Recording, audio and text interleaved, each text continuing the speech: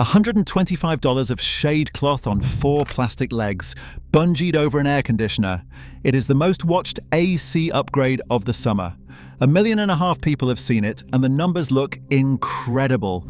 Metal on top of the unit drops from 138 degrees to 93. Coils drop 24 degrees. Air at the vent inside the house, 10 degrees colder. Colder air, lower bills, 2 minutes to put together. And here is the part that matters. 1950s houses had this exact upgrade. Not on the machine, on the house. And a government lab actually measured both versions on real homes for 2 summers.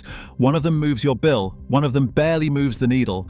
Today you get both numbers, who the shade cover genuinely helps, and the $30 version of the 1950s fix that the government says still beats anything you can bungee to a condenser. Here is how we do things on this channel. We do not fake a test on an air conditioner we do not own. We went through the seller's own demonstration frame by frame, the one 1.5 million people watched. We read the field study that actually measured condenser shading on occupied houses, and we read more than 3,000 comments from the people who bought one, built one, or told the seller exactly where his test went sideways. Their arguments beat any sales page. If you are new here, this channel digs up the way houses used to work before everything needed a subscription. The subscribe button costs nothing. First, credit where it is due, because the idea behind this thing is real. Your air conditioner does not make cold, it moves heat. The half inside the house collects heat from your rooms, and the big humming box outside has exactly one job: dump that heat into the outdoor air. The hotter the air it has to dump into, and the harder the sun beats on the box itself, the harder the compressor squeezes, and the compressor is the single most expensive thing to run in your house. So the pitch goes shade the box runs cooler, the compressor works less, the bill drops. Sounds airtight. And the seller's thermometer agrees. On an 84-degree April afternoon, the lid of his unit read 138 degrees in the sun. After the shade went on, 93. That is a 45-degree drop on the metal, and the coils themselves read 24 degrees cooler. And notice the date on that test. April, 84 degrees. The afternoon your bill actually hurts is a July afternoon at 96, when the air going into that unit is hotter than anything a piece of cloth can fix. Nobody is disputing that a shaded box is a cooler box. The question is whether a cooler box is a cheaper bill. Hold that question. The answer is in a lab report from Florida, and we will get there. So, what is it exactly? The product is a square of shade fabric, the same kind used for shade sails in Australia and South Africa, stretched over a frame of furniture-grade PVC pipe with 4 short legs that sit on the corners of the unit and 4 bungee cords that hook it down to the grill. It assembles in about 2 minutes, no glue, so a renter can take it with them. It comes in sizes, it comes with a 10-year warranty, and the seller says take it down for snow and for hurricanes. It costs $125, and that price is the first thing the comments section went after. The single most liked comment under the seller's demonstration, close to 1,000 likes, says it plainly. $125 is a lot of money for some PVC and shade cloth. Right behind it, almost 800 likes. Thanks for the idea, I will be making my own this weekend. Then the patio umbrella crowd, nearly 600 likes. For that money, just slap a patio umbrella on it. And a woman who already owns a 10x10 picnic canopy she bought for half the price. So before we even get to whether it works, the audience has already rebuilt it for $20. Keep that in your pocket too. Now the test itself, because 2 of the most liked comments are engineers picking it apart, and they are right. The sellers before and after were taken at different times of day. The before at 1 in the afternoon, 84 degrees out. The after later 87 degrees, and the unit had been sitting in the shade of the cover for a while. Fine so far. But the inside vent reading is where it goes sideways. A commenter with 400 likes caught it. The before reading was taken at the face of the register. The after reading was taken with the thermometer pushed inside the duct. Of course, the second one is colder. That is not a shade result. That is a thermometer location result. And the most liked technical comment, 900 likes, asks for the only 2 numbers that would actually settle it. amp draw on the compressor before and after and head pressure before and after. Neither was ever shown. A cooler lid is a fact. 10 degrees at the vent is a thermometer moving, and a lower bill was never measured at all, which is exactly why the next part matters. Because someone did measure it. In the mid-1990s, the Florida Solar Energy Center, a state research lab, took 3 occupied houses and ran them for 4 weeks unshaded and 4 weeks with the condensers shaded over 2 summers, metering the actual air conditioning electricity the whole time. Real bills, real Florida sun. The headline from that study is the one sentence nobody selling a shade cover will ever read you.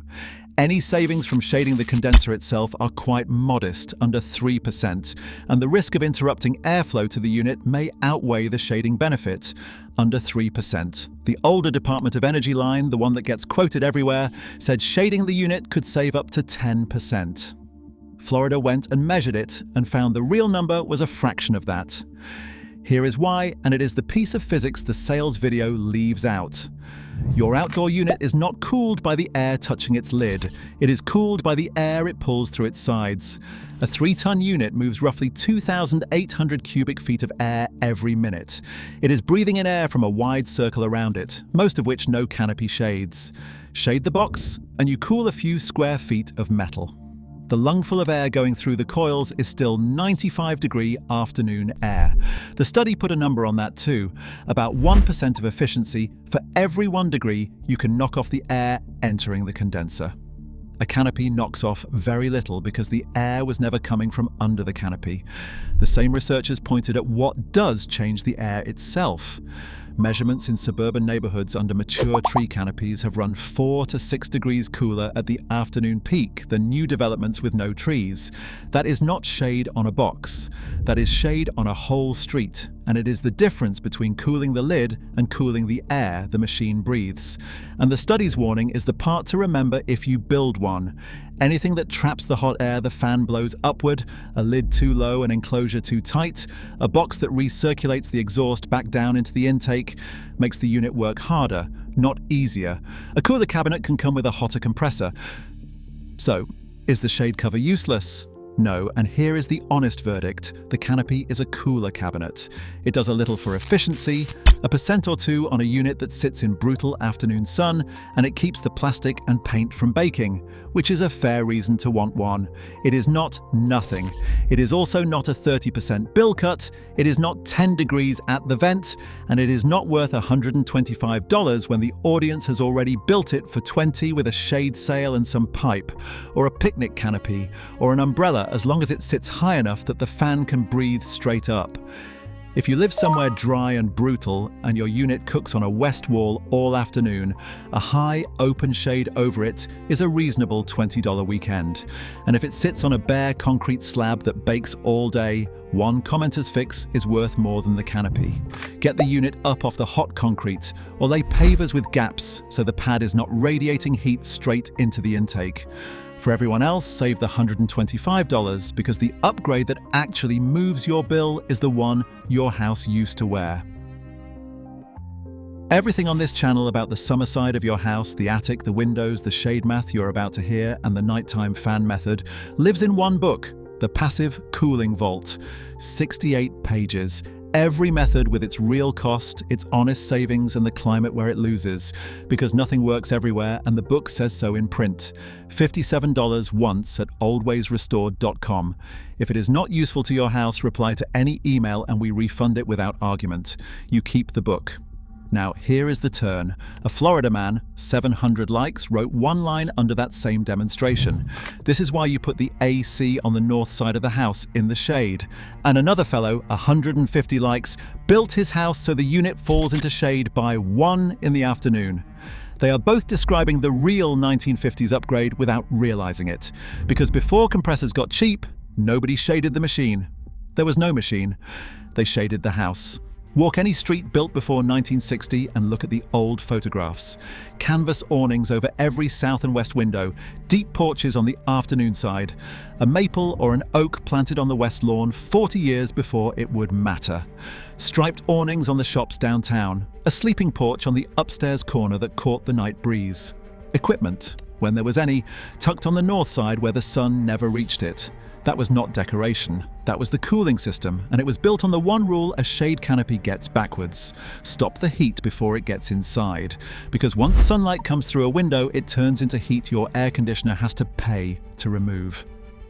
Then compressors got cheap and the thinking flipped. Why stop heat when a machine can fight it? Down came the awnings. The porches shrank. Whole neighborhoods went up with bare west glass.